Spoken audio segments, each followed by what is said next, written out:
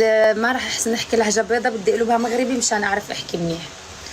المهم الفي ار ما راح ينحط، لانه بعد ما خلص الرياليتي هداك اليوم وطلعنا بالكواليس، لقينا هداك الشخص عم يبكي لانه قلت عليه، قلت له انت ماشي راجل. هذه راه ما حطوهاش في هذه الحلقه، غادي تحط نهار الاثنين. قلت عليه ماشي راجل، بقى كيبكي. مشى عند المخرجه وعند ادم وبقى كيبكي عليهم وكيقول لهم عافاكم ما تحطوش هذا الشيء، ورا بابا وماما صعاب وغادي يحيدوني من الحاله المدنيه، وشي ورث ما غاديش يكتبوه في سمي. المهم شي حاجه بحال هكا بلا ما ندخل في التفاصيل. المهم قال لك سيدي ما تحطوش، بقى كيبكي.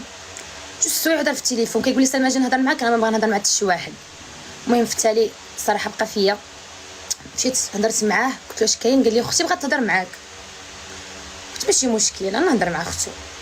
خديت التليفون، السلام عليكم. السلام. صراحه ما كانتش اختو في الابيل، كانوا جوج اخرين بصح دايرين ميوت في واتساب. اختو هي اللي كانت كتهضر معايا، يعني فهمتوني، الاخرين دايرين ميوت واختو اللي كتهضر معايا الوحيده، الاخرين ما عرفتهمش شكون. المهم الصراحه اختو هضرت معايا باداب، قلت لي شوفي سلمى وراه ما ممكنش، وراه موباه دابزين غير على جال هذا البرنامج، وحنا اصلا من الاول ما كناش بغينا يشارك طاطا. المهم قالت لي انا مع البنت، انا دائما كنجي مع البنت كنجيش مع الراجل. قالت لي احكي لي اش كاين كذا. المهم اختو هضرت معايا بالاداب الصراحه، وقال عندي علاش نكذب.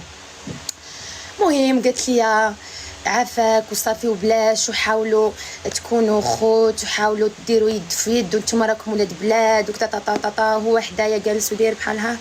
قلت سلمى ماشي مشكل، خليتها تتكمل الهضره. شوفي حداها قلت له قدامها هو كيسمع، قلت لها اختي سمحي لي بصح خوك راه ماشي راجل. قلت لها شنو قال. قالت لي صافي ماشي مشكل. عاد ديك اللقطه فاش قال لي انت متاكده بلي بنت، قالت لي هضروا مع روحي انت وياه عند المخرجه وقولوا لها ما تحطش. فاش انا قلت له ماشي راجل وفاش هو قال لي ماشي بنت زعما ما تحطش، قلت لها شوف نقول لك حاجه، انا ما عنديش مشكل هذا الشيء يتحط، بصح الا درتها غنديرها على جالو. بقى كيزاوق فيا وكذا. قلت سلمى ماشي مشكل، انا على نيتي نتوما راكم عارفيني. المهم شويه بقى كيبكي السيد هنا كيتنخصص.